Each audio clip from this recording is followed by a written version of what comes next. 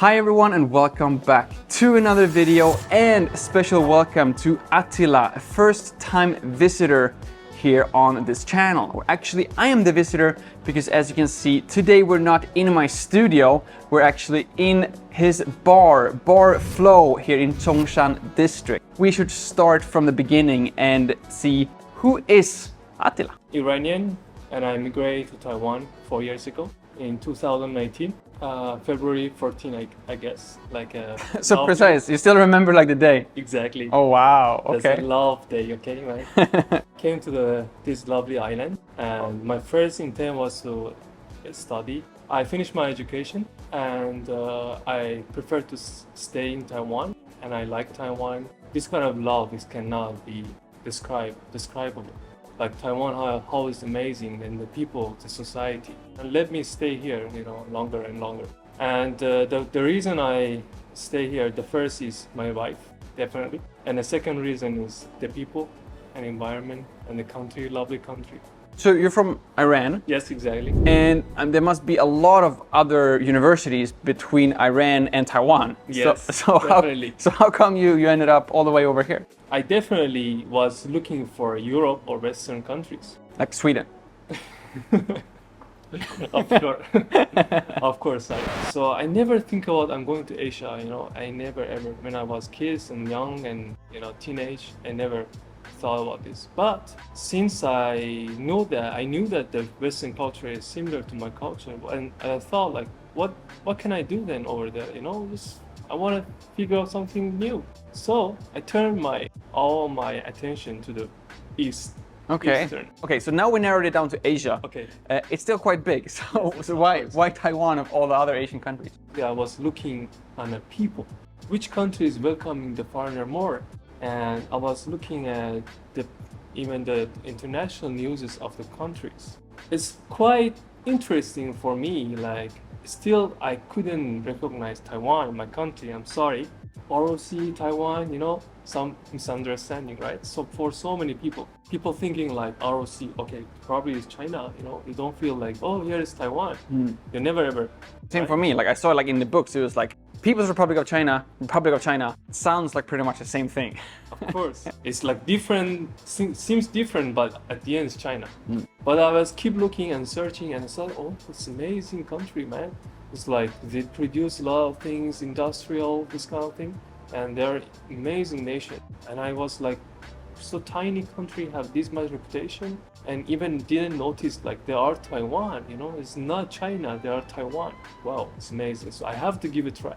So I came here to study and learn more about their people, their culture, how they build up this empire from nothing. So they're just 100 years. It's nothing that much, but they have amazing in terms of economy, GDP. It's very high. So it gave me amazed. So I came here to do something. That's awesome. Do you remember your first impressions of Taiwan? Was it as you expected it before you came here? More beyond my expectation. Came here, the people, treatments, they're so welcome. Just the first impression, when I came here, says, hi, welcome to Taiwan, Wow. Just a stranger came to me, says, hi, welcome to Taiwan. Thank you. That was so amazing. And I came to, when I was take a trip from airport to my place, I saw amazing things wow, this country is very, very well developed. You didn't have your wife at that time. You were on your own coming here. I was alone, man. Okay. No one, no connection. How was your first time here in Taiwan? What was the most difficult thing for you as a lonely foreigner? Yeah, it's definitely culture shock, man. That's why I told you the first thing I wanted to experience a different culture. If I've been in Western, I wouldn't get that much culture shock rather than in Taiwan or Asian country. So the first thing the food and the people's behavior, how they spend their time, how they spend their and even the work schedule, so different. You're from Iran? Yes. I honestly have no idea about the life in Iran. Sometimes the name will pop up in some international news, but it's not really about the culture or the people. What was the biggest difference, if you can only pick one, between Taiwan or your life in Taiwan versus your life in Iran? Okay, absolutely is the food, sensitive topic here, but which is your favorite food? Taiwanese food or Iranian food? I love both. Yeah? I love both. What's a typical Iranian food? Like what would you say is like the national dish of Iran? Okay, we have one dish is like we call hummus, right? Hummus Right, is already right. everybody knows. Yeah. Is we also have Iranian one. But the most interesting dishes which is nobody know that is orme sabzi. It's like I didn't try it, definitely. The meat inside and they put on the top, you know, it's on rice, the bottom on rice, and just eat it. Okay. It sounds delicious. I have no idea how it looks like, but So you have to try it one time. and what would you say your favorite food here in Taiwan is then? European. It's like a foreigner favorite. It doesn't matter. Definitely. It doesn't matter if you're from Sweden, Iran, US, anywhere. New Mian is delicious. Amazing, and especially in south, you know, Okay. Tainan and Kaohsiung. What's the difference compared to a Taipei in New Mian? You know, the way of cooking are more, how can I say, tender. You know, the meat tenders. The noodle also is really quite different than in Taipei. In Taipei, I think like a little bit artificial. If someone from Iran would ask you, how is it to live in Taiwan? What is the first thing you would use to describe how your life is here in Taiwan compared to how your life was in Iran? It's gonna be completely challenging because there's different atmosphere and different culture and different food as well. If you are not the person who is adaptive like to the new atmosphere, it's definitely going to be really hard to survive here. But when you're getting used to food, culture, everything, it's gonna be nice, more prettier. I'm a little bit curious because what did you come here to study? Studied chemical engineering. You studied chemical engineering Exactly. in Taiwan, and now the reason for why we're not in my studio in Guting is because we're actually in your bar in Zhongxiao district, Bar Flow, and you now work as a bartender here in Taiwan and actually a bar owner. How do we go from studying chemical engineering in Iran, moving to Taiwan, and now you are a bar owner here in Taiwan? Disclaimer, as most of you might know, I do not drink alcohol, but they have plenty of mocktails or alcoholic-free alternatives as well. This one happens to have some blueberry as well, which I have to admit is my absolute favorite. This is just hobby. I like to make drinks and, you know, mixing. What do you like most? To make the drinks or to drink the drinks? Somehow drink the drinks as well. I Yeah, see. so it came back to my during education. So I was serving as a bartender and also along with my education, almost 2 years. Started working as a part-time bartender. How much experience did you have? Zero. Zero. But how do you get a job if you don't have any experience? Did you just say like, hey, I know how to drink drinks, I probably can make them too, you should hire me? Is that like how it works? Kinda. Really? That's how people treat you here. Okay. So that was interesting. When I went to the interview, like the lady, actually the bar owner lady, is around here, you know, it's in Zhongxiao. She was like, needed a person to be a bartender, but she didn't need the experienced one because she was alone and she had a bar and she had a lot of customers and she couldn't handle the bar. It kind of sounds like she actually did need an experienced one if she had a lot of customers and cannot handle the bar. So she gave me the opportunity and learning and also helping. I learned how to make cocktail and how to serve customers because bartending is really different than being a barista, right? Barista just like the machine and everything is done, right? Right. But the bartending is not just about making drink. It's about making atmosphere for the customer.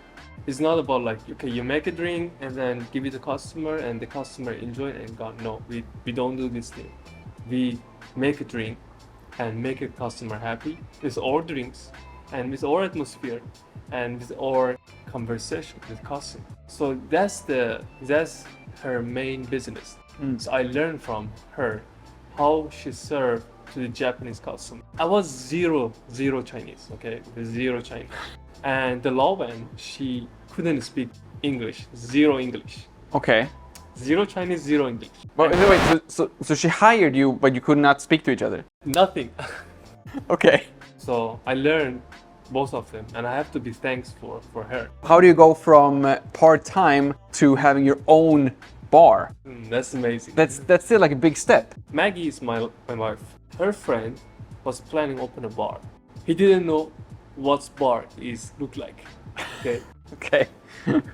So he just had the drinking friends. Okay. So he just wanted to open a place to just drink and also making money from them, Nice. right? We Yeah. give this opportunity. So this came up like, okay, Maggie asked me, okay, do you want to do the bartending again? And then, okay, yeah, why not? Yeah. Why not? We started during the COVID. Oh wow. Yeah, That's actually a tough story. Like, I mean, speaking for someone who actually also started his own company during COVID, I feel like that's like the worst time to start a company. We started exactly last year. There was like 3 months shutdown, right? And we just spent a lot of money from the pocket, you know, Oh the wow. burning. Okay, after that, we got a good, nice level. But in addition to just the lovely conversations and lovely atmosphere, another thing that I think is super, super cool with your bar specifically is that same as I'm trying to introduce my audience to people from all over the world, you are also introducing drinks from all over the world.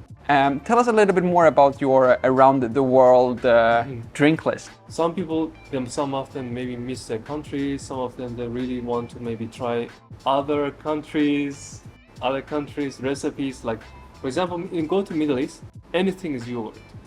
Everything mixed with yogurt. Really? Yes. In Sweden, that's like breakfast food, Uh, like yogurt and like cereal. That's also kind of in a breakfast food. But the point is, like, for example, you go to Middle East, for example, you go to Turkey, right?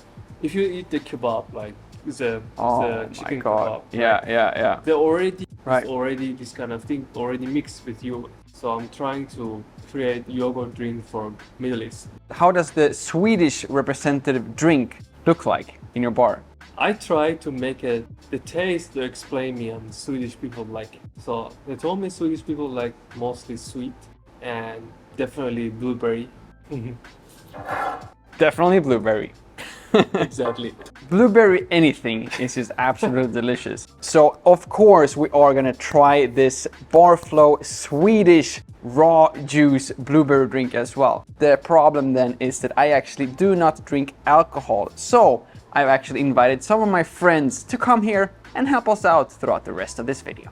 So now we're actually gonna see a professional bartender's first reaction of 100% pure lingonberry juice straight from Sweden. It's nice, man. The taste is great. I didn't notice like no vodka inside. Damn. How possible? Okay. I cannot feel alcohol at all. Cheers. Thank you. Is there alcohol though? I cannot really feel alcohol. You put vodka. Every single one it says that it's not enough alcohol at this place, Attila. Come on, man. I put 1 ounce vodka, okay? The vodka is, come on, 40%. No? So in terms of like this juice, does it get your approval as a bartender? Come on, man. This really works with the vodka. I never saw the juice can cover taste of vodka. That's impressive. So I think that this was a great success, both the blueberry and lingonberry. And if you want to try these drinks yourself, you should definitely come here and visit Attila and his wife, who is now also behind the counter here at Barflow. Of course, you'll have the link down in the description. And as always, thank you all so much for watching. My name is Lukas. Starts with L as in like, ends with S as in subscribe. Please do both, and see you all in the next one.